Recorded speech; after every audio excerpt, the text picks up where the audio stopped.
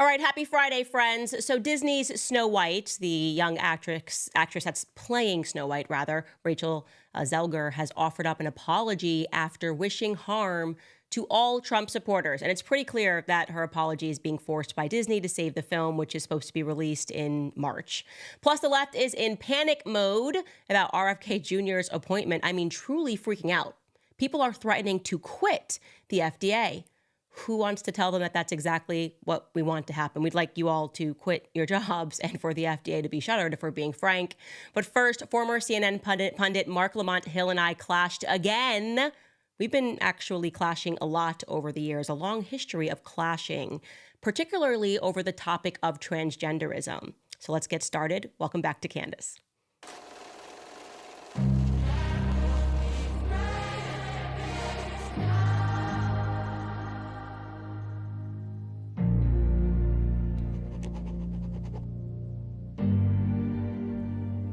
Let's start with an Elon Musk tweet. Elon Musk tweeted this. First thing this morning, he wrote, "The political party closest to the views of the moderates will win. That party is currently the Republicans." And you know what?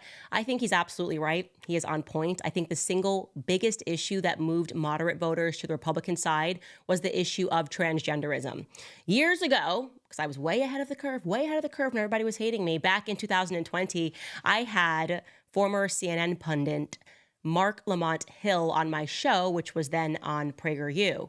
I want you to keep in mind when I show you this clip that at this point in time, Marc Lamont Hill was a professor at Temple University.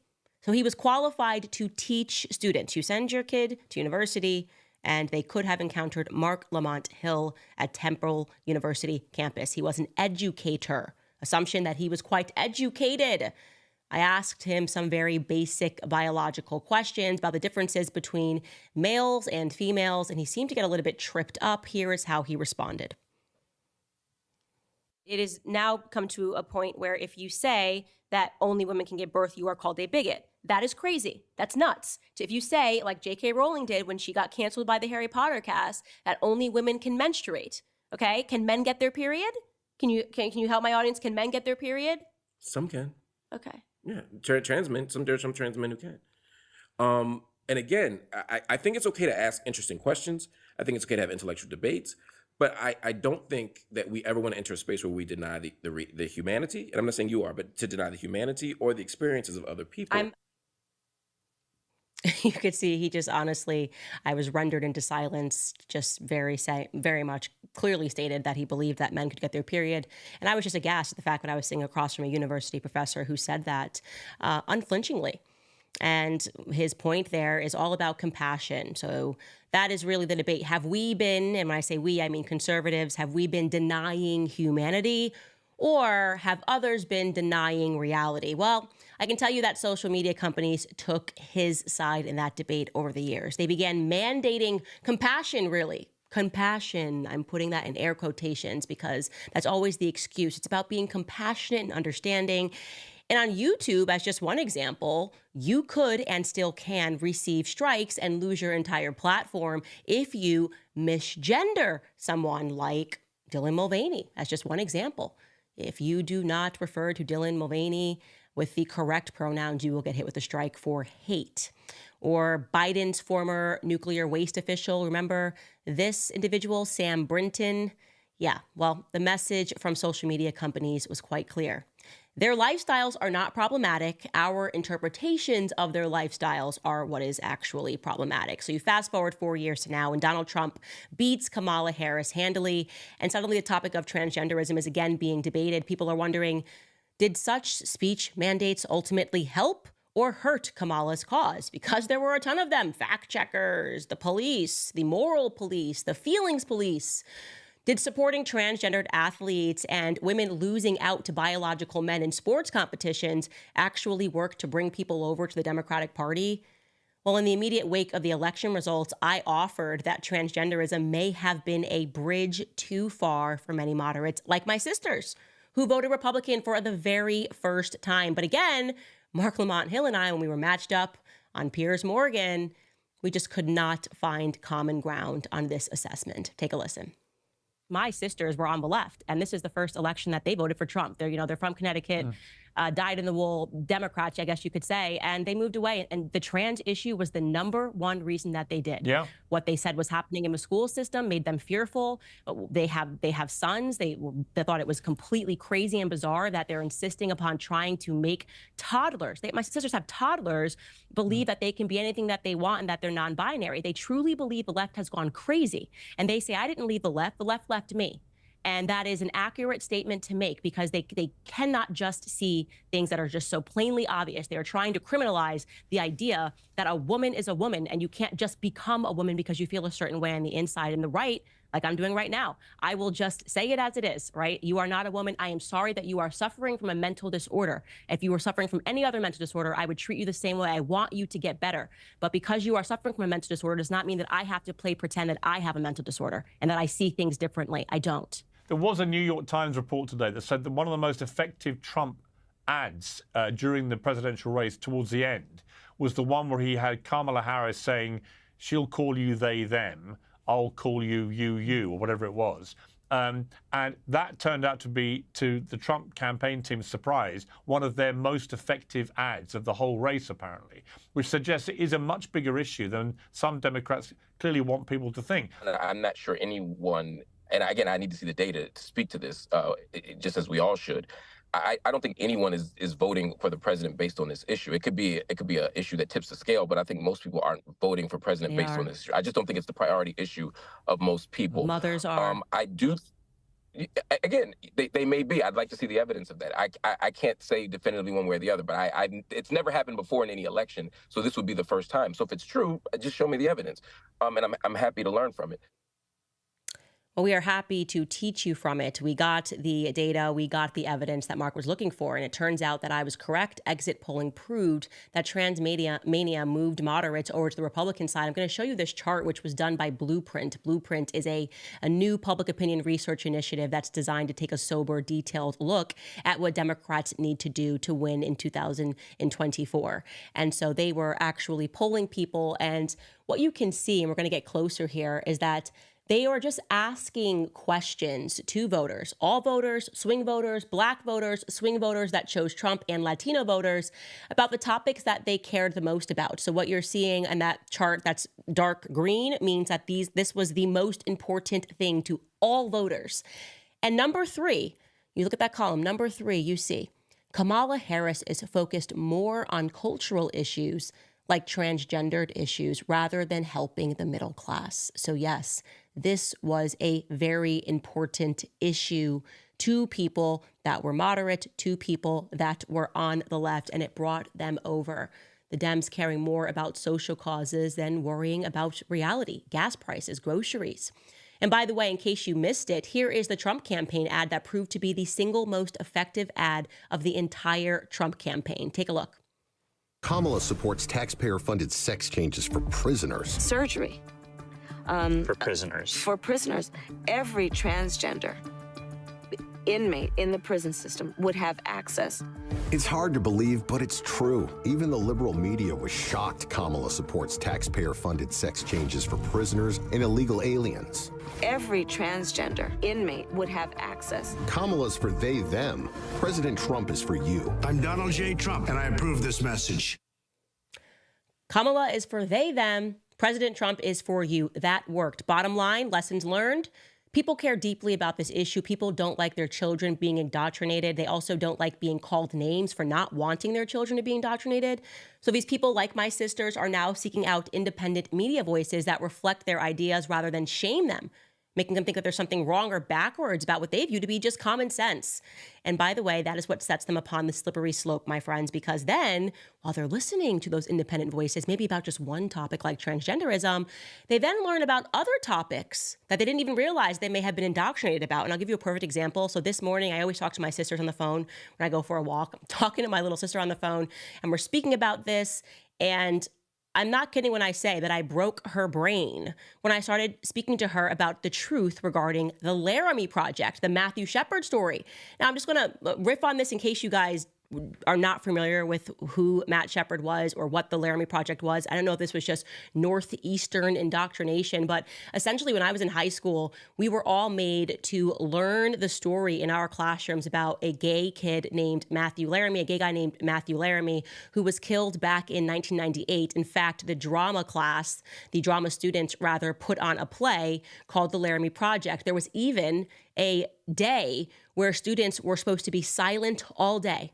Like it was supposed to be this like silent, we are all recognizing this hate crime that happened to a gay man, and you were supposed to wear a certain color and be quiet to sort of honor this horrific thing that happened to Matthew Shepard. I am talking focused indoctrination in the classroom. And anybody that didn't participate in it was like, what's wrong with you? Do you hate gay people? Like, why aren't you choosing to be silent today and participating in this? Don't you know what happened to Matthew Shepard? Then you all have to go watch the play, The Laramie Project, to learn about what happened. And here's a story that we were told, okay? So back in 1998, this took place in Laramie, Wyoming. Allegedly, the worst anti-gay hate crime took place in American history. There was this young man named Matthew Shepard who was homosexual, and he was beaten by two assailants. I'm showing you them right now, Aaron McKinney and Russell Henderson. They pistol whipped him with a gun, then they tied him to a fence in freezing conditions, and they set fire to him before leaving him to die, all because he was gay. Except, apparently, that is not the entire truth. Check out this headline in The Guardian, because it's quite shocking to read this headline and to read what they chose to put under it. The truth behind America's most famous gay hate murder. And then they write, Matthew Shepard's horrific death at the hands of redneck homophobes shocked America and changed its laws. Now, a different truth is emerging. But does it matter?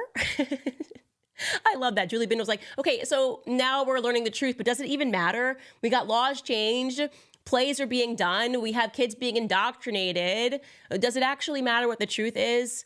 Well, I'm going to tell you what the truth is, because I realized my sister didn't know it. So there might be tons of people who are first-time listeners to the Candace Owens show, and maybe they don't know it.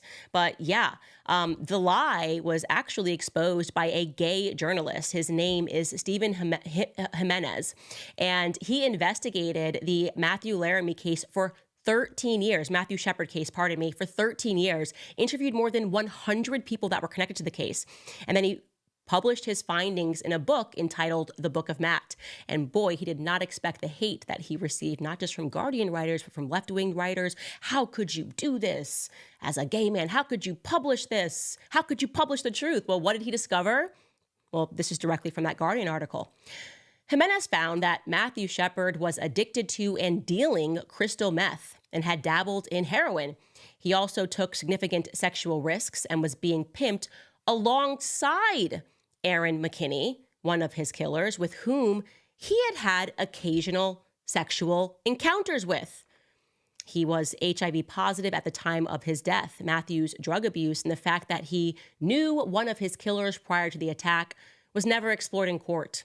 Neither was the rumor that the killers knew that he, Matthew Shepard, had access to a shipment of crystal meth with a street value of $10,000, which they wanted to steal.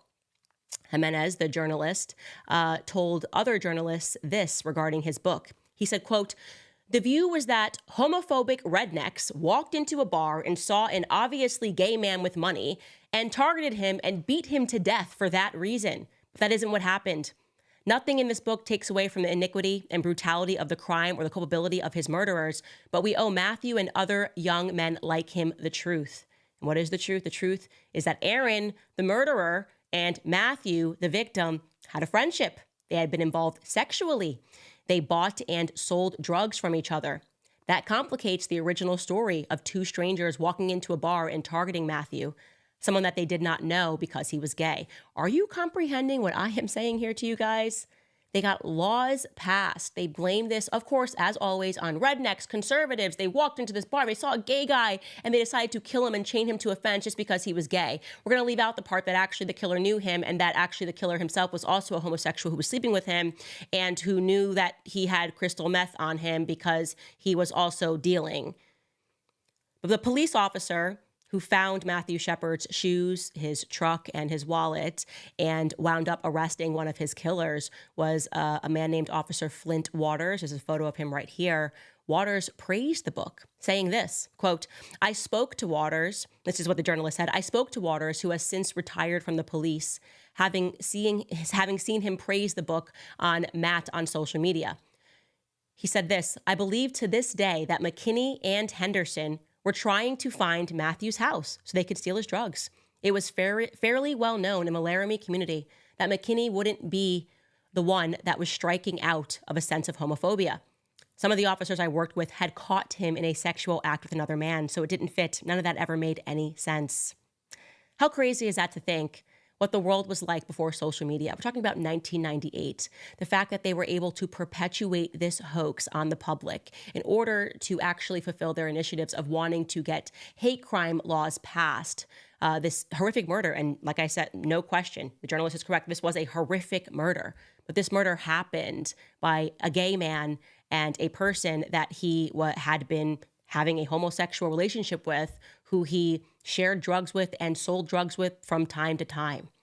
It's sickening to look back and to realize that we too were indoctrinated. My sister coming undone about this, going like, I thought it was just them that were being indoctrinated about the trans stuff, and that's why I moved over to the conservative side. Once you start with one issue and you work your way backward, you realize that our mainstream media has always been dishonest with us, with the explicit aim of just trying to jam through policies, to jam through candidates. There's always a big lie that is established, and anybody that questions that lie, they come for. But guess what? It's a different time. It's a different day. People are waking up. I'm so happy that I get to play a small part in that. You know, I'm so happy that people are beginning to question this and going, okay, what really is going on with this community? Who is behind this that's pushing this upon our children? And if it takes us getting into trouble for telling the truth, as we have been this entire year, I'm happy to do that, because I think in the end, truth wins.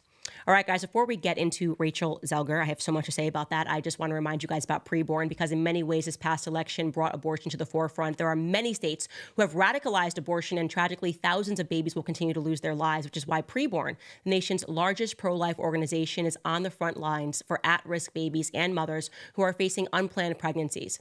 Preborn's network of clinics are positioned in the highest abortion rate areas in the country. They are equipping these clinics with the resources they need to save these precious lives and provide compassionate support to mothers for up to 2 years after birth, all at no cost. Preborn knows that when a woman sees her baby on ultrasound, she is twice as likely to choose life, because of this, our year-end goal is to sponsor 20,000 ultrasounds, saving over 15,000 lives. So I hope you'll help us reach that goal. It costs just $28 to sponsor one ultrasound. Whatever the gift, whether large or small, it will go towards a life. And now Preborn will match your gift, doubling the amount. To donate, just dial pound 250 and say the keyword baby. That's pound 250 baby. Or you can go to preborn.com/Candace. That's preborn.com/Candace.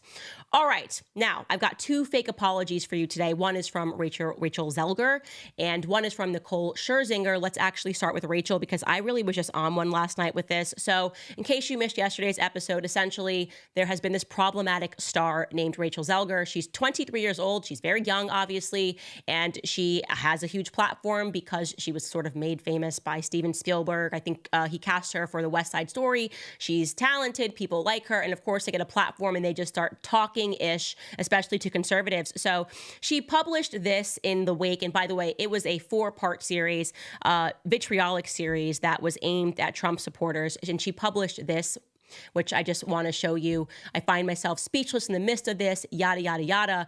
This sentence here is quite shocking now in the retrospect. I didn't catch this yesterday. She wrote, leading us towards a world that will be hard to raise my daughter in. Leading us towards a world that will force her to have a baby that she doesn't want. Leading us towards a world that is fearful. So just to hit pause on that part before we get to the bottom, people brought to my attention the fact that she doesn't have a daughter, okay? So her whole bit, she's so angry about this idea that her daughter can't have abortion. She's speaking about her future daughter, her someday daughter. Like, she is distraught and coming undone because the daughter that she doesn't have, if she chooses life, because obviously she's so pro-abortion, maybe she's just going to abort her own offspring. She is creating this message and having a meltdown because her daughter that doesn't exist might come of age, might have unprotected sex, and might therefore get pregnant and not want that pregnancy and then won't be able to abort that child. The layers of privilege here, you just got to peel them back like an onion. The layers of privilege to arrive at a person that is coming mentally undone by this utterly implausible situation that she has laid before our feet. Like, she doesn't even have a daughter. I was so shocked. I assumed reading this, because she was so angry, that she must have actually had a daughter. I was like, well, and I said yesterday on the show, I was like, what is her daughter? Like 3 years old? I mean, if she's 23, how old could her daughter be? 6, maybe? No, her daughter doesn't exist. This is what we're dealing with in Hollywood. They just come up with stories in their head and then victimize themselves from those stories. Her poor, non-existent daughter is what led her to post this. So anyways, then she goes on to essentially say that she hopes that Trump and his supporters never have any peace, that it's just an ever-going disturbance in all of our lives, because God forbid we don't understand this predicament of her imaginary child. You monsters. All of you are monsters watching this show that you did not when you went to the polls consider Rachel Zegler's non-existent child. Like, I think I'm done. I'm done with Trump supporters too. You angry, awful, backwards people. Consider the imaginary people. Okay, so obviously this caused an absolute firestorm because she went on and on. It was super nasty in these posts.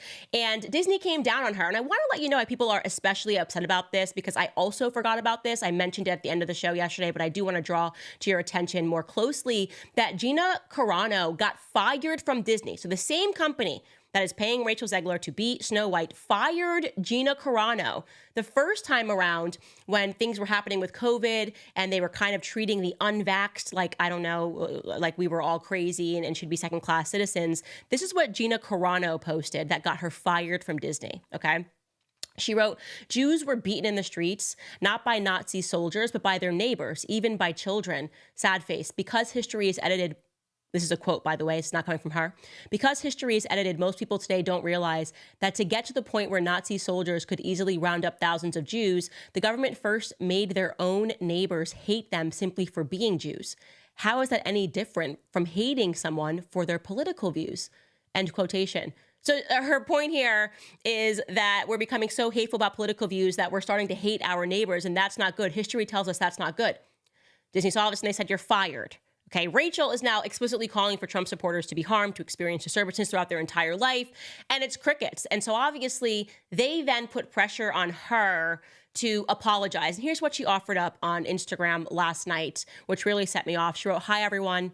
I would like to sincerely apologize for the election post I shared on my Instagram last week. I let my emotions get the best of me. Hatred and anger have caused us to move further and further away from peace and understanding, and I am sorry that I contributed to negative discourse. This week has been emotional for so many of us, but I firmly believe that everyone has the right to their opinion, even when it differs from my own. I am committed to contributing positively toward a better tomorrow." Now, let's be very clear. The only reason she's offering up this apology, it's been a week, okay? So she wasn't like she flew into a rage and woke up next morning calm, okay? She meant what she said. She said what she said, did not care, did not expect conservatives to dig this up and start calling for a boycott of Disney. And once they started saying boycott Disney Snow White, she then went, uh-oh, because some executive called her and basically said, hey, have you noticed the map? Everybody in this country votes red. And you're on the side of people that are aborting their kids. They're on the side of people that have the kids who are watching Disney movies and are likely to come watch the film because they're watching Snow White. So the family side is the conservative side. We're making this movie likely because it's a pitch to families. And so maybe you posting that you wished all of those families harm for keeping their children wasn't the best idea. It's a weak apology. She doesn't mean it. And I do not think, therefore, that we should formally accept it. I really don't. And I'm not saying that we shouldn't find it in our hearts to forgive her. Of course we should. So many of us, myself, we're Christians. Okay, we forgive you, but we also know that you're not actually apologetic, because if you were, you would give us a little more action on this. I think that when they do stuff like this, it's not enough for them to say, hey, we want your dollars, because that's what this is. He's basically saying, I actually do hate you. I do think you're backwards, but I also need your money to sustain my career. I personally will now never watch a film that she is in at all until she does some meaningful work, actually goes and meets people that drive trucks, the farmers, the ranchers, the people that make it so her life is so privileged. I mean, this girl probably doesn't even know how her Amazon packages arrive, right? She's probably just up in Beverly Hills buying whatever she wants online, and she resents the people that make her life possible. She calls someone when the toilet's broken. She resents the plumber. She resents the electrician. She resents the people that work with their hands because she's never had to think about their lives. She's never had to think about what it means to not be able to afford groceries. She's never had to think about what it means when you buy a couple of items, it's $100 and you've got tons of kids and you're being told to just accept that because your money has to go overseas. And so I just don't accept this. And I'm so happy that we are starting to see culturally things are changing. And the only reason it is changing, by the way, is because we have to say that this is our bottom line. We have to hold the line. We are not going to see Snow White. We are off the Snow White chain. I've been off the Disney chain in general, but like we are fully now boycotting this movie. And like I said, until she means what she says, with a little bit of action, until she says, I met this individual down in Tennessee, Texas, Kentucky, and Oklahoma, and I realized that I'm an ass. Because that's what she is. And I hate to say it, but that's exactly what she is. She has no experience with real life. Hollywood is a bubble. But I am so happy to say, ladies and gentlemen, that it's a bubble that is being popped. People do not like or listen to these out-of-touch individuals anymore. So the left, the Democrats, they're going to have to think of a new card because when we start saying no to Disney, Beyonce, and truthfully, I do believe that justice for Gina Carano would mean that this Rachel girl was fired. When we're saying no to Taylor Swift, it means that they've got nothing left in the arsenal. That was their entire arsenal. Celebrities, Hollywood films, and now we're saying, you know what, we don't need it. We just prefer cheap groceries. It's amazing.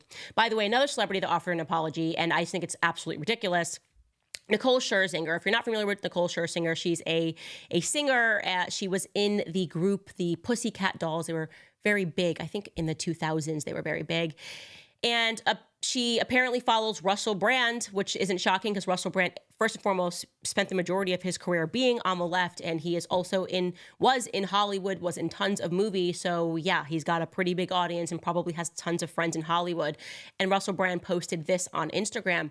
He wrote, "Make Jesus first again," which makes sense because Russell Brand obviously was recently baptized. He's using his platform to speak about Jesus Christ, to speak about what brought him to his faith. He's praying the rosary every single day. This, of course, is a completely non-controversial post unless you're a leftist and your mind just goes crazy when you see a red hat, period. You don't even read what it says. The hat could say anything. It could be a hat for a sports team, but these people just have an emotional breakdown and they go crazy and they go, oh, what about my imaginary children they won't be able to abort their imaginary children? Like, this is how their brains work. I'm telling you, they're not right in the head. So the left had a meltdown because Nicole Scherzinger saw that hat, make a hat about putting Jesus Christ first, these demonic individuals. And she wrote this under it. She wrote, "Where do I get this hat? Prayer hands and a heart."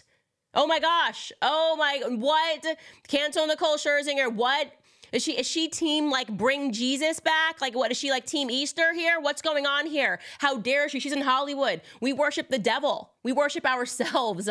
We're a pagan faith here in Hollywood. How dare this pussycat doll? Does she want to lose everything? Does she want to lose every contact that she has? You do not get on here and start talking about putting Jesus first, especially when it's put on a red hat. We all know what the red hat really means. And I'm sad to report that she actually bucked under pressure. And it really upsets me, obviously, because, I mean, you guys know where I stand on the Christ is King bit. Not 1 inch, not one apology, not one, I don't care what backwards flips you're doing a limbo. You're like this, playing all sorts of weird games, trying to get me to see your view about how maybe sometimes it's not the right time. Shut up. Shut up. We're saying Christ is King. We're saying Merry Christmas. If you don't like it, shut up and step aside. I'm being serious. Like, not 1 inch on the Jesus Christ, okay? Not 1 inch. But she obviously folded because she's in Hollywood and she therefore has different masters that she has to serve. And that's sad to say that because there is above Jesus Christ. No, you're bugging. You're bugging, Nicole. She posted this apology on Instagram. Sure, "I deeply apologize for the hurt caused by my recent engagement with some social media posts.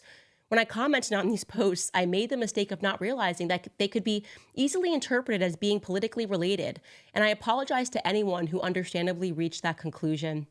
understandably reach that conclusion. Then she goes on, many presumptions are being drawn which do not reflect who I am, what I stand for, or who I voted for. Many of the marginalized communities feeling hurt and concerned by the results of the presidential election are people that I care about most. I stand with them as I always have throughout my life and career. If you know me, you know that. Like so many others, in times of adversity and uncertainty, I turned to my faith. I believed that the posts I engaged with were about encouraging people to choose love and faith, putting Jesus Christ first. For me, Christ embodies peace, compassion, hope, and above all, unconditional love, especially for those who may feel it the least right now. I come from a place of love, and I will always support values that bring us closer together. It's so important we come together with compassion and love one another more now than ever, Nicole. Yeah, you can say that. You can say that for the Lord, man. I don't know what to tell you. To me, people that will buck on their faith in this way so easily because of a peer pressure campaign, like your cross to bear is you just have to just say nothing when people freak out over a hat that says to put Christ first. Any person reacting in that way is possessed by a demon. Don't care who it is. Don't care if they're purporting to be a conservative and they're trying to spin it. It's like, no, you're just possessed by a demon. So I was not happy to see that. Two, as I said, fake apologies. She's just more concerned with getting invited to the right parties. And I think it's the wrong perspective to have. But I'll leave you guys to it and see what you guys have to say in the chat. I'm going to take a quick minute here to talk to you about our store over at Sticker Mule. It's packed with awesome Candace Owens merch, including stickers, t-shirts, keychains, buttons, and more. You can even buy a Candace temporary tattoo. With Christmas right around the corner, it's a perfect place to get your friends or family members who are also fans of the show the perfect stocking stuffer, because like you, they have impeccable taste. So go to stickermule.com/Candace and check it out now. A big portion of the sales will go directly to the Candace Show, supporting our mission to empower communities and promote free thought. So whether you want to show your support or just grab some cool gear, we got you covered. From Christ is King t-shirts to conspiracy theorist stickers, head over to Sticker Mule for all things Candace. Once again, go to stickermule.com/Candace. You can check that out right now.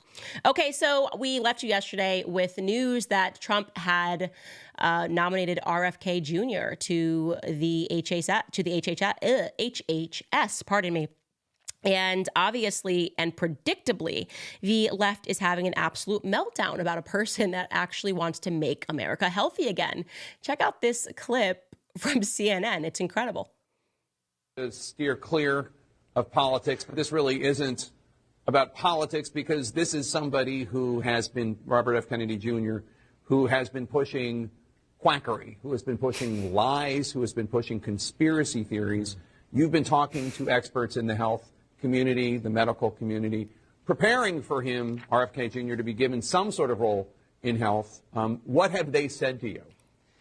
Well, you know, it's not often that the entire medical and public health community is going to be in lockstep on something, but they're pretty close on this in terms of their significant concerns, horror even. Somebody said to me today, I can't think of any single individual who'd be more damaging to public health than RFK. Keep in mind, I think if the reporting's correct and the job is the Secretary of Health and Human Services, that comprises the CDC. We just got through this pandemic. Comprises the FDA, comprises the NIH. He's talked about wanting to basically strip funding for infectious diseases overall. Again, just coming out of this pandemic with concerns about other viruses and things out there. The challenge, I think, is that at the same time, there is this whole idea that we're not a very healthy country. We spend $4.5 trillion on health care, and we have some of the worst outcomes in the developed world. And our food supply and other things are partly to blame, things that he's talked about. So there's these kernels of agreement with regard to the medical establishment and the public health establishment in particular. But then there's these other things, like Caitlin was just talking about, that they're not alternative views, they are false views. People often say, well, these are alternative views. They're not. People say, well, look, I think maybe vaccines could be linked to autism. Fair enough. That was an issue that came up, and it was studied in these large studies, global studies involving hundreds of thousands of kids who were followed for over a decade to see if there was in fact a link. Some of the studies actually showed that you were more likely to have autism if you were not vaccinated. But the point being that issues are raised, issues are studied, and yet they still keep coming up. And I think that's one of the big concerns. That's a metaphor, I think, for other things that people are concerned about with him. Cry harder. I just love it because now that I am so awake to Big Pharma, and I have been for years, I've been on my journey now for more than 10 years. So hearing their buzzwords, these CIA words, conspiracy theorist, quack, a quack doctor. I mean, they sat down and studied this, and they wanted to figure out how to remove health from the industry because, like he said, it's a medical establishment and it's making people sick. It's making people sick. We know this just from the time that we were kids to now. We look at the stuff that's in our food, the stuff that we ate, and we go, what the heck? Who okayed this? Who okayed Monsanto? So you have lost respect. People don't believe the medical establishment anymore. So what are they trying to do? Fight and keep people that we actually have faith in out of the office. And so yes, suddenly all these people who work at the FDA said that they were going to quit. Please do. We want you gone. There has never been a decade where they told the truth, you guys. And that is why I loved doing my Shot in the Dark series, which I told you we're going to bring back next year. We put the first 2 episodes for free on our locals page. But I loved doing this series so much because I get to go back and show you how many times when he says, oh, there have been studies and there's global agreement. Yeah, there was studies and global agreement that cigarettes were good for you. You had doctors on advertisements encouraging patients to smoke cigarettes while they were pregnant. Yes, pregnant. Oh, it's good for you. Mom, have a cigarette. They were smoking cigarettes in the hospital while they were giving birth. The studies show. There was universal agreement. How could you doubt it? What about DDT poisoning? Also known as the polio crisis of the 1940s, which was making people temporarily paralytic. No fleas on me, DDT advertising. Studies show. Doctors agree. Global studies. I mean, it's every single decade when you learn about syphilis, when they were giving people syphilis, allowing people to die from syphilis. Black Americans know this best. There is no reason to trust these people. They have always been lying. They have always been wrong. They cannot present to you even one decade when money and corruption and advertisement and lies was not synonymous with the FDA. So yes, we are cool. We are so cool with you guys all quitting, okay? I hope you get abolished. I hope the CDC and the FDA get abolished. I was saying, like, I'm so crunchy. I like when things are not FDA approved. I like being able to rely on myself and being able to rely on people and going locally and going organically. I mean, they're spraying our crops with stuff that is banned in Europe. It's banned in Europe. They don't even have the same fast food as us in Europe. And this is one of the things about marrying a person from the UK. My husband's obviously British.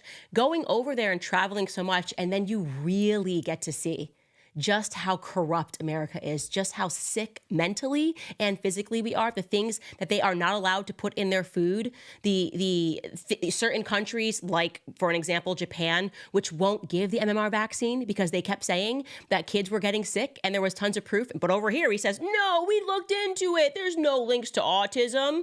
I don't know why Japan's doing that. Japan's lying. You are no longer going to be capable of gaslighting the public, and your problem, the way that you got here, is you just kept lying and getting caught.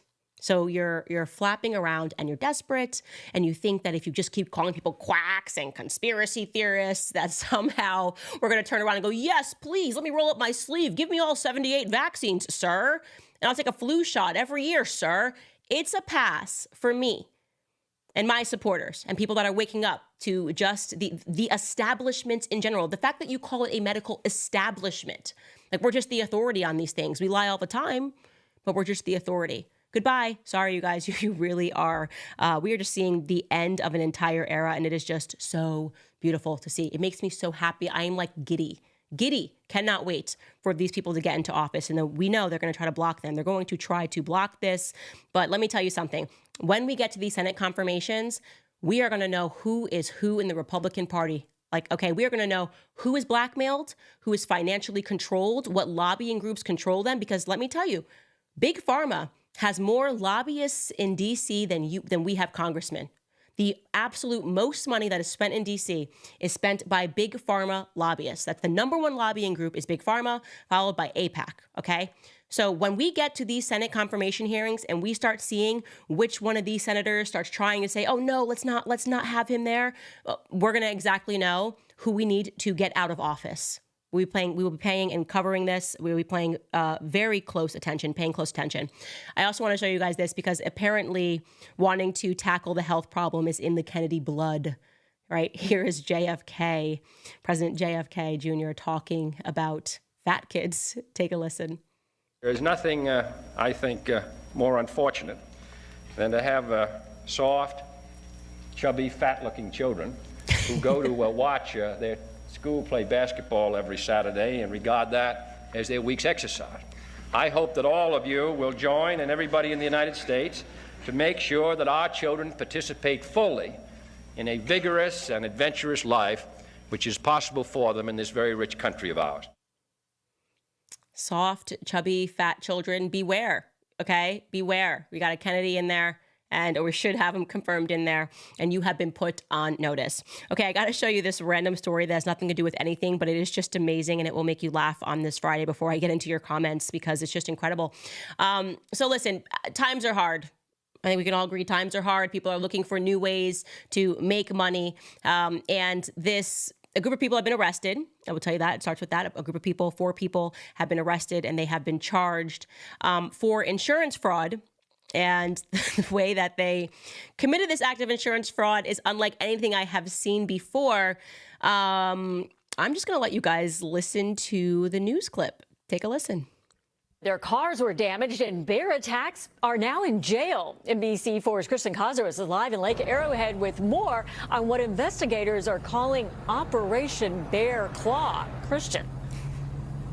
That's right. The details in this case are very interesting because we have someone that dressed up in a bear costume and staged a fake bear attack. As a result, 4 people have been arrested for scamming several insurance companies. And today, I have to tell you, several neighbors are speaking out about what happened. Watch carefully as a California insurance claim reported a bear entered their 2010 Rolls-Royce Ghost and destroyed it. The California Department of Insurance releasing the surveillance video captured on Beachfront Drive the evening of January 28, 2024. There's a bear breaking into cars. Why haven't we heard about this? Devin Skaskofsky lives on this quiet Lake Arrowhead street and was taken back about the attack. We're all connected. The neighbors sharing their ring footage, if there is a bear spotted or a mountain lion or deer or coyotes or anything. And so we're always on top of it. The state investigating the claim after 2 similar but separate claims were filed to other insurance companies, including a 2015 and a 2022 Mercedes. Each claim stating a bear attack and video. I haven't actually ever heard of a bear attack up here, but I have seen coyotes. It just sounds unusual. But again, there is wildlife here, so. Investigators say a biologist with the California Department of Fish and Wildlife confirmed the bear was fake. They say the alleged animal didn't leave a trace like saliva, urine, or hair, and the scratches didn't match the animal's claw. 4 people from LA County were arrested according to the state after a search warrant revealed this bear costume was found inside their home, which they believe was used in the scam. I am sorry, but I have to respect that hustle, okay? I got to pour some out for our fallen homies. If they're in prison for this. This is elaborate. They only messed up because they had to obviously contact a bear expert, and they just didn't get the, they should have left some bear urine, okay, and some bear hair, and I do think that in the future they'll be able to get that insurance scam down. So I'm sorry. Times are tough. Times are tough. I got to pour some out for our fallen homies. All right, guys, before I get into your comments, the Fed has dropped interest rates, so you need to call my friends at American Financing. Now is the perfect time to consolidate debt and reduce your monthly expenses. A lot of us have been forced to use credit cards because of the ridiculous prices at the grocery store, power, and even childcare. The debt can really get expensive with credit card rates being so high, but with mortgage rates finally dropping, now is the time to wipe that debt out. American Financing is helping homeowners just like you save over $800 a month on average. They're even closing some in as fast as 10 days. If you start today, you may delay 2 mortgage payments. There are no upfront fees to find out how much you can save, so call American Financing today at 800-795-1210. That's 800-795-1210, or you can visit americanfinancing.net/Owens. All right, guys, right at the top here, I want to just shout out Tracy Castor because your husband contacted me on Monect and asked me to shout you out, and I said that I would. Also, guys, I did want to show you this because the liberals have lost their minds. Look at this. Somebody actually got this tattoo. It's been posted onto Instagram. She tattooed onto her body, "Trump is not my effing president." Yeah, way to own us. Way to own us. Yeah, he's not your president. He bet he is. And now he is a piece of you forever. You have tattooed him onto your body like he is your husband. You just cannot make up this sort of lunacy. Anyways, you guys, getting into more of your comments, I wanted to pull this Manect comment because it was crazy. I've heard this now several times. You know how you hear about people first and foremost getting divorced over weird issues, but look at what this woman wrote to me. Do you have that up, Skylar, from Manect? She wrote, "Hi, Candace. I hope this message finds you and yours well. How do I start this? Okay, so I grew up going to Catholic church, but in my early 20s, I stopped attending Mass. I've been on a spiritual journey recently, and I'm feeling called back to the Catholic Church. I was going to attend Mass tomorrow. I told my husband and he got kind of upset. He said that he is not going to be married to a Catholic. He said that his mother wouldn't allow it and that being Catholic would be blasphemy. I didn't know how to respond to him, so I just said, fine, I won't go. I tend to stay quiet in disagreements because I'm always the bad guy in the end. I was looking forward to attending Mass. Now I don't know what to do. I feel so lost and heartbroken. He has agreed to go to church, but it can't be Catholic. It has to be one that he agrees to. What would you do in a situation like this, or how would you respond?" So I was able to respond to her. By the way, that's the Manect app where you can pay to send me a text and I just answer you on a voice note. But I do want to say at the same time, I had somebody in my life who was saying that similarly her husband wanted to divorce her for voting for Trump. She really was voting for RFK, believed in health stuff, but her husband wanted to divorce her for this. And in both situations, you kind of have to break off the part about what you're arguing about and actually get to the root of what the problem is here. The problem here is that any person that's using divorce when you have a disagreement as well, I want to break up, or I'm not going to be married to you because of this, or I don't want to, I don't want to be with you because of this one thing. That in and of itself is just the most unhealthy form of communication that you actually have to get back to realizing that you guys don't know how to communicate, right? You can't have a lingering threat of divorce every time an issue comes up in your marriage, whether or not it's an issue regarding faith, which hopefully would be a conversation that you would have before you got married and would establish what you believed in. And also you grow and you change, and you have to be able to communicate with your spouse about these topics without them threatening divorce. And then when you add in elements like politics, you add in elements like this, and you hear people just hitting that button so quickly, it really is a sign of the times. And so I just wanted to bring that to people's attention, is that too often I think people run and don't know how to communicate and don't know and instantly want to talk about breaking up. And if you are a Christian, and it sounds like your husband is saying, that he is a Christian, it's very unusual that you would run to thinking that you would end your marriage before allowing your wife to go partake in Mass. So very interesting. All right, some of your live comments that are coming in right now. Let me scroll and find you. We have L.I. Tar, who writes, "I was so sad last week because I didn't get to watch Candace while on vacation, but it was okay. Now I get to binge Candace." Yes, you can just play catch up. Sarah writes, "They are censoring anything that is true." Yes, that has been their strategy, but the strategy has failed. And the issue of transgenderism proves that, because they censored hard on that. Also, the issue of health has proven that, because they censored hard on that. And it shows that censorship does not actually work. What it actually creates is a silent majority. And now they don't know what to do about this silent majority, because now that silent majority has power. It has the House, it has the Senate, and it has the Oval Office. Marc writes, "Cook them, Candace." I will, Marc. Rules as follows, writes, "That hat has for love it." Oh yeah, so many comments in the chat about this hat. I told you guys, we've been selling these on our website. Head to clubcandace.com. I think we are only selling them until the end of next week before they're going to be discontinued. So you might want to head today.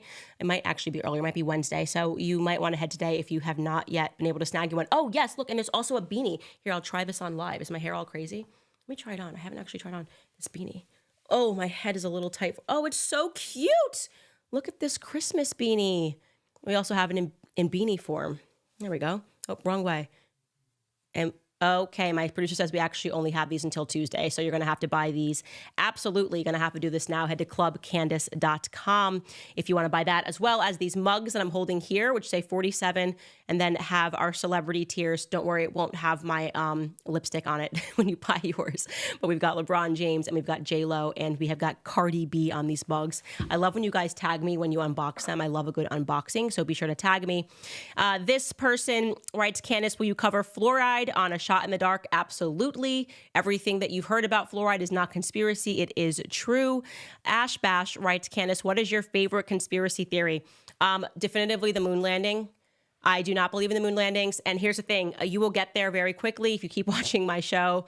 Once you start to realize about Freemasonry, the history of the Apollo program, the literal satanic history of the Apollo program, you can go back and watch that episode on NASA Origins. I think it's like, it's got to be like within the first 10 episodes of this show. Go back and listen to that. And yeah, I think that was all about just trying to conduct a huge science scam to withhold technology from us in the future, but also create NASA. It's just got to be the most successful money laundering program of all time because nobody knows what the hell they do. But they get billions every year. I wonder, really, we should look that up next week, Skylar, how much money we have given to NASA. It's like, well, we went to the moon in 1969, so don't ask any questions about what NASA does. Yeah, I'm not a big believer in the moon landing. I'm not a believer in the moon landing at all. Scad Kui writes, I got no question today, just sending love. Can we get a love you back in a Kamala accent? I love you back, always. And also, Scad writes, joined locals today to support your journey. Looking forward for the exclusive content. And you guys, here is the link if you would like to support us on locals. I actually really like this beanie. Wow, right? It is really serving. I think I'm going to wear this. It's getting cold. Buy yourself a made Kamala Indian Again beanie. Support the show on locals because we remain demonetized on YouTube, but it's okay because we are having fun and we love you. All right, guys, we'll see you next week.